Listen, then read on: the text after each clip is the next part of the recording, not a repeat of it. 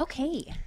Yes. Welcome. You're listening to Beyond the Front Door podcast with Lindee and Rhea at Peak Properties. And we are real estate agents.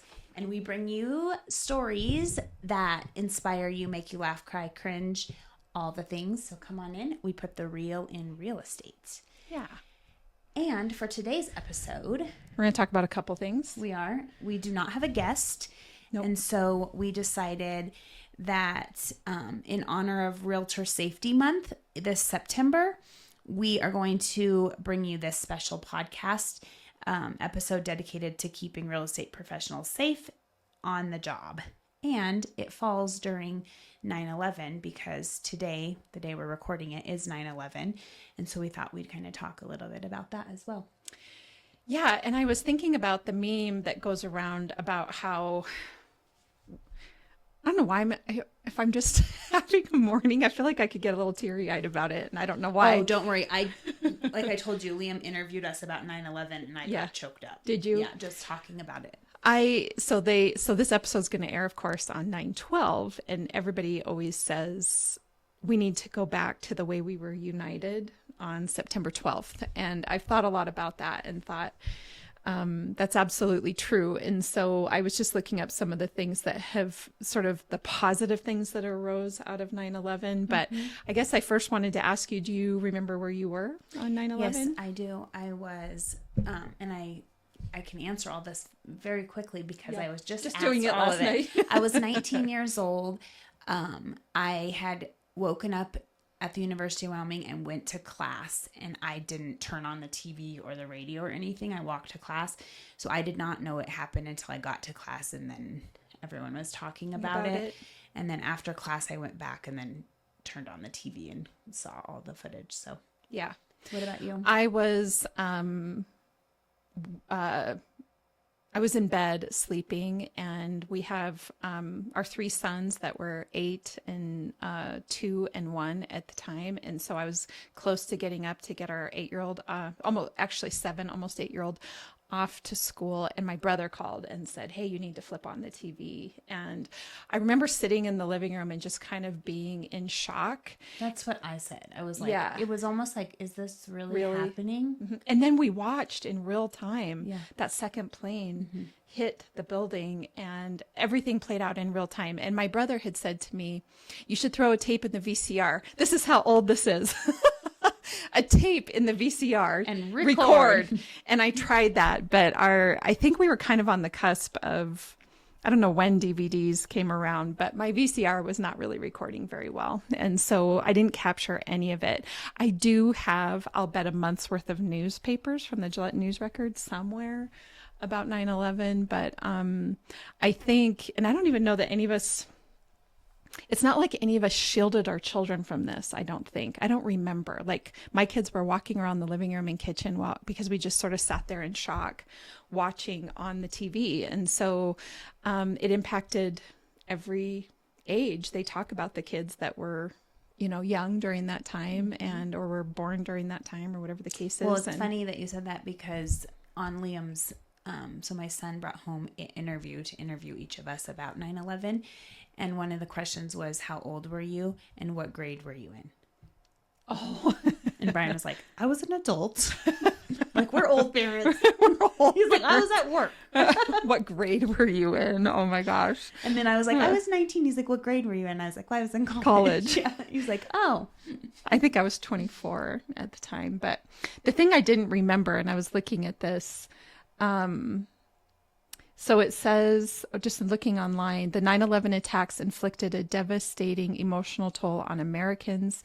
63% majority of Americans said they couldn't stop watching the news coverage. And I remember that. I think we were all sort of glued to our TVs so many times. Yes. Yep.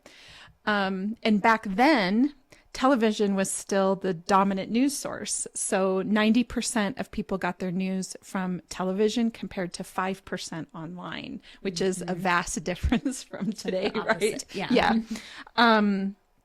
But people were just watching. And so then what ended up happening is then everybody's psychological stress went up.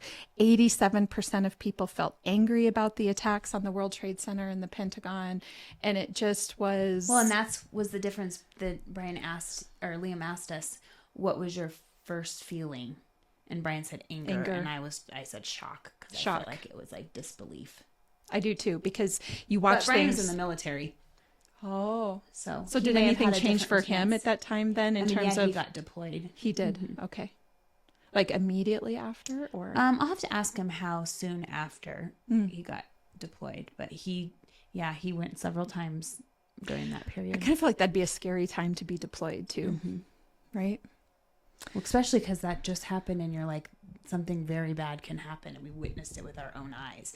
That's the biggest thing, is we hear of bad things happening, but we don't usually see them. And in this instance, we all got to see it on TV.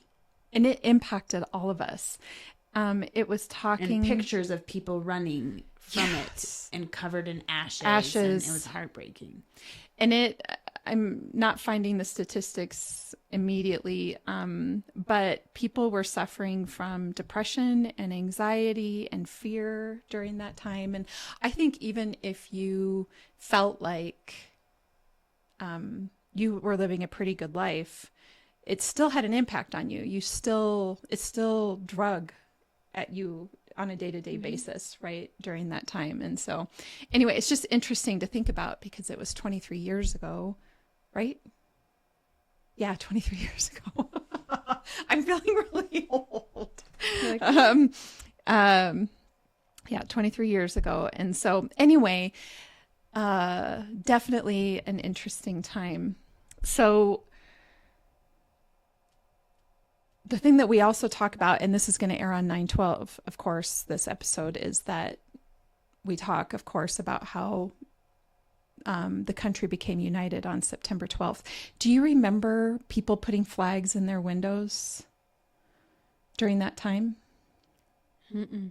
So what I remember, at least up in Gillette, and I think this was happening everywhere, the news record had printed like a big flag in the newspaper, and everybody pulled that flag, the printed on a newspaper flag, and put it in a window on the front of their house. So when you were driving through neighborhoods, there were literally flags up everywhere. And I've thought about that too, because it feels like nowadays, if you hang your flag, it's considered to be a little more, I don't know if radical is the word. What's the word now? If you're like proudly displaying your flag, it seems like in some cases it's considered kind of like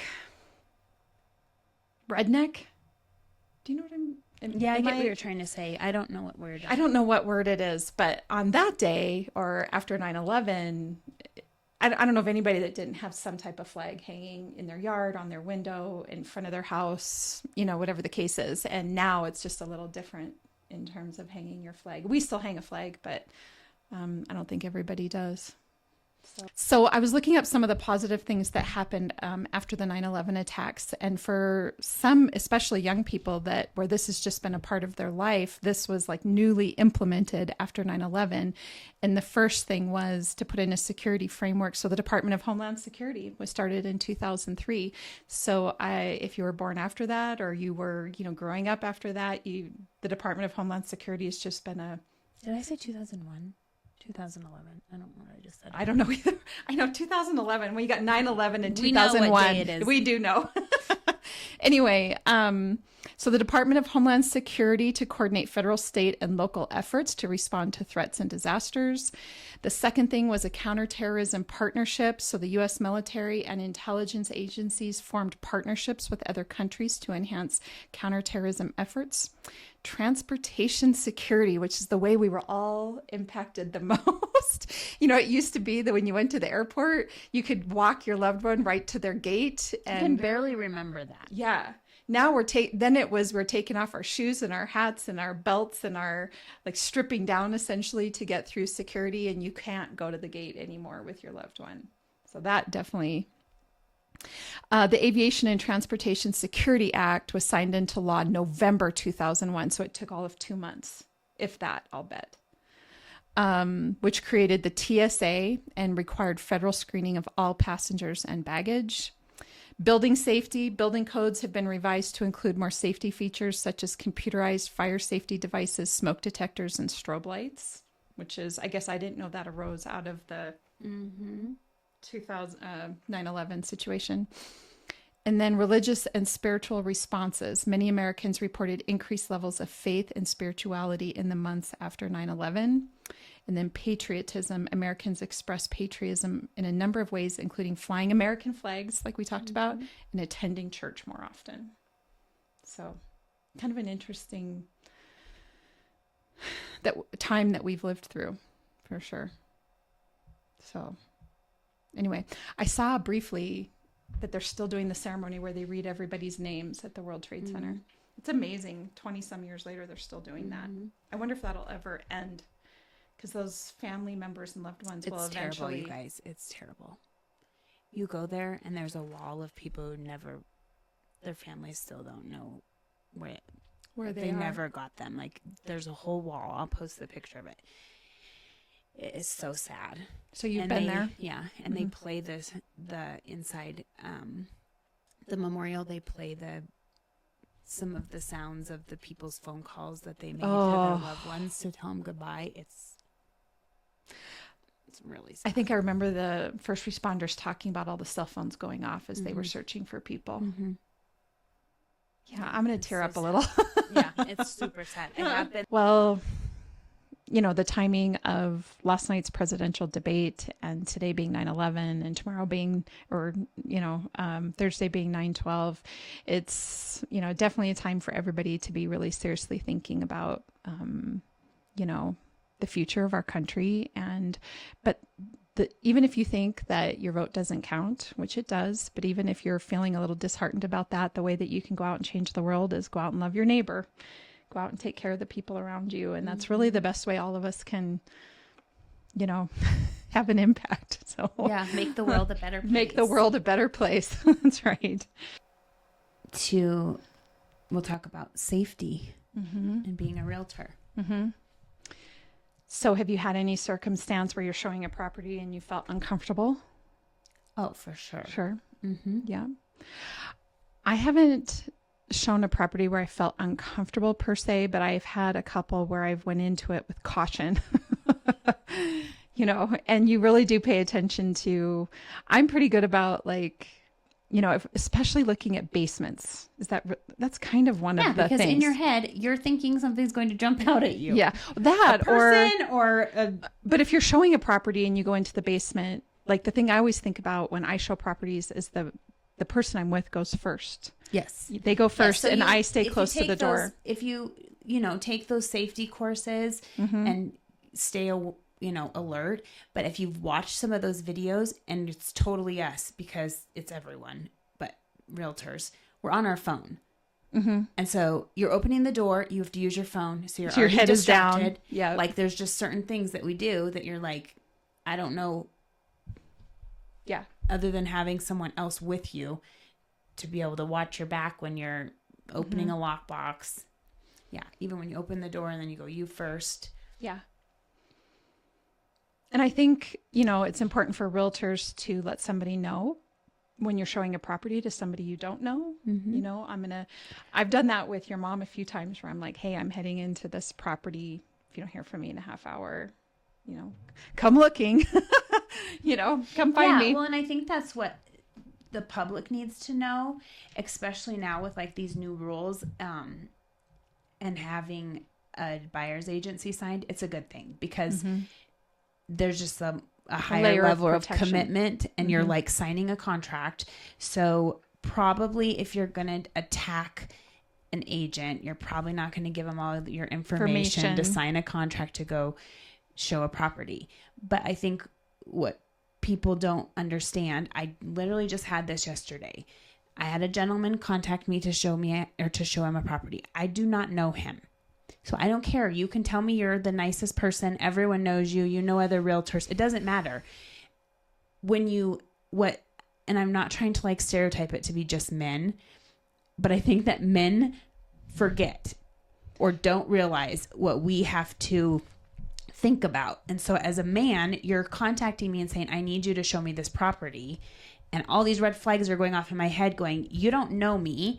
You're being really pushy, it feels like, in the messages, which is a red flag to me. And I'm thinking, I'm not showing you the property. And he's probably annoyed thinking, what is your problem? Do you want to sell the house? And I'm trying to say, I'm not going to go meet a stranger. Yeah. You bring up a really good point because there's been, conversations online about women feeling safe. And I think there's some statistic out there that most men are not harmful. They're not going to cause violence. They're not going to perpetrate harm on another human being.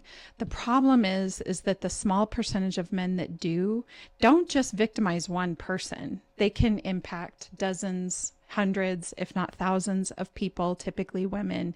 And so every woman has experienced a situation where they don't feel safe. Every single woman. You're never going to be able to share with me a woman who has felt completely comfortable and safe everywhere they've went. Like that's just not a thing. Whereas men, if you ask most men, that's not something that's on the forefront of their minds. They're not worried about whether they're going to be attacked or not. Mm-hmm. But women, that is something we have to think about with everything that we do. Now, I don't necessarily believe in, if you're walking down the road, that you just treat every person or every man that you see as a potential threat, like in terms of being aggressive back towards them. I'm not saying that, but we do have to be scanning our perimeter and paying attention to potential safety risks and listening to our intuition if we think that somebody isn't, if somebody is a potential danger. So, and like this person, I said, you need to go find an agent to show you the property. And the message back was like, I need you to show the property. Why won't you show me the property? And then I'm thinking he probably doesn't realize that or maybe he does. I want to be like, you're coming off real creepy. Yeah. Explain why you don't want to go find another realtor instead of insisting that you be the one. Like, why? Tell me more about that, because I don't know what your intentions are. I don't know what's happening here. So I was trying to find so there's a really good book out there called The Gift of Fear that teaches you how to trust your instincts. You've read that, right? I have too. But I was hoping, because it talks about some of the immediate things to be looking out for. You try to find it, and I'll read some stats about go ahead. Realtors. So yes, the typical respondent meets prospective clients from whom they've never met before, either at the office or in a neutral location 65% of the time. So the rest of the time, they're meeting them at a house that and somewhere they're not familiar with. I don't know. 71% of residential members said that they have personal safety protocols in place that they follow with every client. This is more likely among females, 73% females and 59% males. So yes, like you said, we're taught to have protocols that, like you said, you go show a house and you let someone know where you are, and if you don't respond by a certain time. We also have the agent safety thing on our phones, where you log into the lockbox and then you can activate the safety thing, and it'll ask you periodically if you're safe. How often? Call someone if it's happened to me. They've called my mom, and I didn't realize that I didn't shut it off, and they kept calling her, and she started calling me, and I was like showing a house. I'm like, what is our problem? And then she was like, Lindee, the safety thing called her and was like, where's this realtor? Yeah. Her thing went off. Have you talked to her? You're her backup person or whatever. It had to call my mom. So then I was like, should I take my mom off there? Because she really lost it. Well, moms are kind of that way. 42% of members said that they have participated in a self-defense class. Should be more. 47% of men and 58% of women carry a weapon or a tool. So I was going to ask you about that. And that's nationwide. So I would say Wyoming is probably higher than that. Maybe not. I don't know. I would imagine, but I don't know, because I'm not usually asking my fellow realtors if they're packing a gun. Yeah. Well, the hard thing about carrying a gun is that you better be trained and ready to use it. Yes. Do not put a gun on your person unless you have the courage and the skill ability to pull that thing out and protect yourself. Otherwise, it's just going to get taken from you and used on you. Exactly. So if you're going to carry a gun, make sure that you know what you're doing. And, but then I kind of think to myself, how does a realtor carry a gun through an open house? I'm guessing like in a jacket or on their I on know their of waistband. agents who had they had it inside their vest. Like they could have it, or they could have their jacket, their whatever blazer, and then it could be wrapped around them. Some people have them in their waist. Some people have the holster. It's interesting. So I carry pepper spray, but I have a tiny little gun, but I do not carry it. Yeah, I have one too. That's not why. I just have little kids, and I think then there's like this obvious level of responsibility you have to have.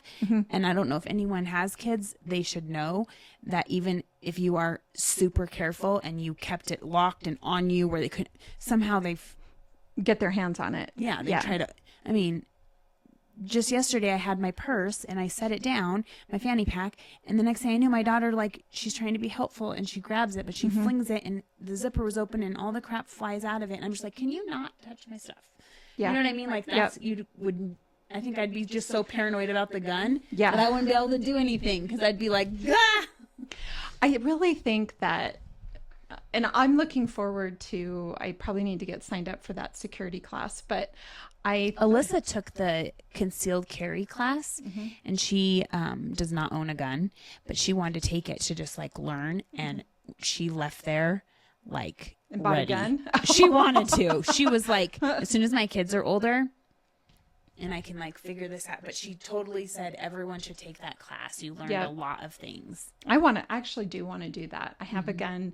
My husband bought it for me, but I haven't learned how to use it. And so that's what I mean. I just don't carry it because I'm with you. You have to know how to use it. If you don't know how to use it, then he bought it more for of me a danger. When I was traveling around the state, so I just kept it in my car. That made sense to me. But going around and showing properties, what am I going to do? I want to be doing it officially. I know I've told this story before. I don't know if I've told it in here, but I showed up to show a property. I did not know the people. They called and said, well, can we see this real property? And I showed up there and I was by myself and I got out and the guy was like, do you do this all the time? And I was like, what? He's like, meet strangers to in the middle of nowhere. And he was a police officer and he was like, do you carry a gun? And I was like, no. And he was like, what are you doing? Yeah. And I did not know him. It turned out he was fine with his wife, but he did question you should probably think about the way you're doing things because I could be a bad person. That's true. Well, I think there's some signs, but like you say, if you're out in the middle of nowhere, even if you're picking up on the signs, what are you going to do? What are you going to do to protect yourself? Right? Well, sure as heck I'm not going to run because I don't run that fast. All that CrossFit, I'll bet you could run. Maybe I can if I have a little fear in me. So for any of our listeners, there's a really amazing book called The Gift of Fear by Gavin De Becker. And it's good for anyone. It's good for anybody. This is not just realtor related. No. It's not realtor related. So he used to work on the security detail for on a federal level. And if you read the prologue, his story and his brother's story is very, very sad in that they suffered really horrific child abuse by their mom and whatever boyfriend that she was with. But what it did is it taught him how to read people and to keep himself safe. Did you hear him speak when he came here? Did he come here? I'm pretty sure it was him that was here at Little America. Oh, I would have loved that. No, I did not. Oh my gosh. Was he here for the Division of Victim Services or something? No, he came for some conference. I'm pretty sure it was him. So some of the key ideas with this is that number one, your intuition is the best safeguard against danger. And the thing that he points out is that if you set yourself to a default to be afraid of everything, then you're not going to pick up when there's a true danger happening around you. If you're treating everything as a security threat and your body is in that sort of state of mind, it's not going to be able to decipher what is a real threat and what isn't. And so it is important to really take a step back and listen to your body and know what, when it's telling you there's something wrong, there's something wrong. Mm-hmm. Number two, don't be deceived by strangers who try to seduce you with charms and friendly behavior. Number three, protect yourself from criminals by reading body language and using empathy to predict their behavior. I do remember, I don't know if you remember any of the body signals, but I remember one being that people start to clench their fists when they're about to commit violence. Or they have their hands in their pockets because they're hiding something. There's a whole bunch of stuff that's real interesting. That is, I'm sure will be addressed in that class. Yeah. Avoid becoming a victim by recognizing a false threat and refusing to empower the perpetrator. Number 5, understanding signals is critical to identifying what is dangerous and what is not. Again, really paying attention to your intuition. Victims of domestic violence can lose their sense of fear by becoming addicted to the cycle of abuse. Just very quickly for anybody listening, the cycle of abuse is the honeymoon period, the buildup, and then the explosion, correct? And then you kind of go in this cycle loop. I think sometimes the honeymoon period goes away in some cases, right? And number 7, all too often negligent school officials create an environment where children can sexually abuse other children. That's all part of the book and clearly not fully related to realtor safety. But one of the things I also remember is forced teaming. Like if I don't know you and we're walking up to a property and I say something like, we're really enjoying ourselves today, or we are having a hard time getting that door open, or we are, if they team with you and you don't even know them, but it's called forced teaming, and it essentially where they make themselves a partner with you so that you have a harder time. Feel like you owe them. Yeah. We're friends, or we're a we. Yes. The other thing too is they want you to somehow become in debt to you to become in debt to them. So like at the beginning of the book, he talks about how he was helping, he wanted to help this lady up the stairs with her groceries. Do you remember this part of the book?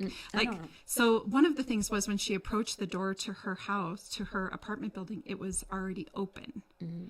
And she missed it. Like she really didn't, like that didn't clue in for her. And the guy come up from downstairs and immediately started forced teaming as they were walking up the stairs. Oh, we're really enjoying, whatever it was he said. And then he's like, let me help you with those groceries. So tried to take the groceries from her, which he was able to successfully do. So almost immediately she missed the fact that the door was open. He come up from downstairs coincidentally as he was walking up the stairs, forced teaming, used a we phrase of some kind, took her groceries from her because then she was in debt to him.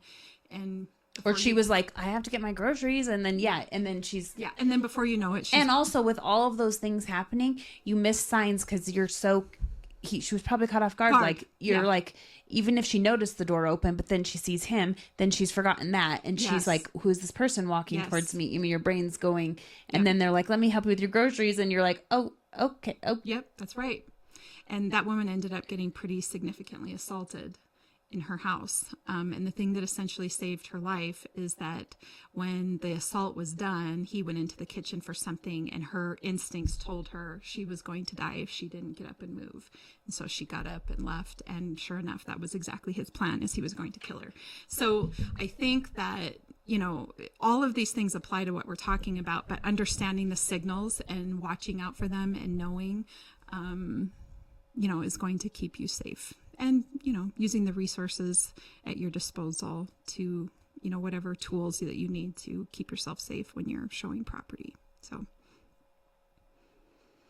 is there anything else they're going to cover? It says, according to NAR, the National Association of Realtors, 2% of residential real estate agents were victims of crime in 2022, which is about 30,000 agents. Wow. This includes physical attacks, robberies, and sexual assaults. The survey also found that 23 reported feeling concerned for their safety. 23%? Mm-hmm. So 1 in 4? Mm-hmm. Mm-hmm. Well, they were picking up on the signs of what was going on around them. I think what I've come to understand from that book is almost all incidents of violence have a precursor. Very rarely is there not precursors to violence. So there is a sign, at least one sign, typically as a precursor to violence.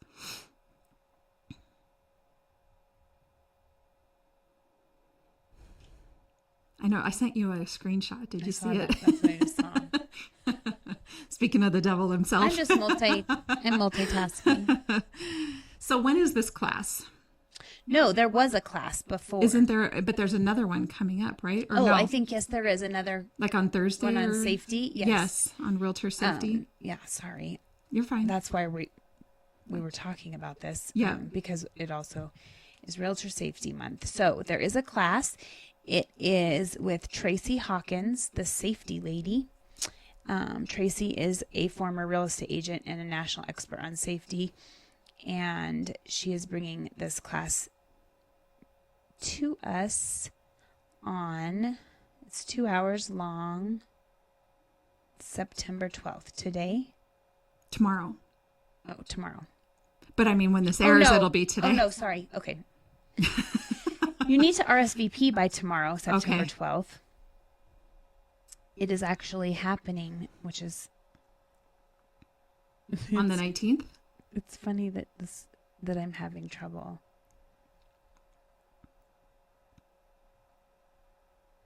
Like, that's the thing, is I don't think her email says what day it is. Well, if you're a realtor, get on the Cheyenne Board of Realtors and make sure you get signed up for this class by tomorrow. And I'm assuming all of the date information and location. I'm going to go onto the link and then I will, but the email she sent, the 19th. Yeah, next Thursday. That's kind of what I was thinking. So. Well, dang it. We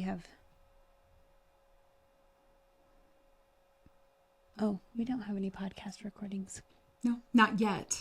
But I can schedule around that when I get going here. So anyway, we're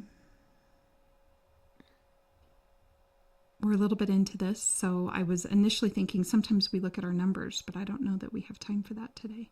Maybe next time. Yeah. Next time we'll talk about numbers, but we hope you all are enjoying our guests. We've had some really fantastic guests over the last couple of months, and with some of the changes that we've made, and it's definitely making it a little easier to invite guests to come on the show. Now we've got people reaching out and wanting to join us, so that's a lot of fun, and we hope everybody that has been a guest is having fun with us down here in our basement studio. So, do you have anything else? No, I think that's all. Okay. Well, we hope you all have a really great week and weekend. And don't forget about the Parade of Homes this weekend. So, yeah, we hope to see you out at the Parade of Homes. It's going to be amazing. Yep, it's going to be a good time. And of course, that information is out on Facebook. So you can find the Cheyenne Friday, Parade Saturday, of Homes. Sunday. Mm-hmm. Yep. All right. Thank you. Goodbye.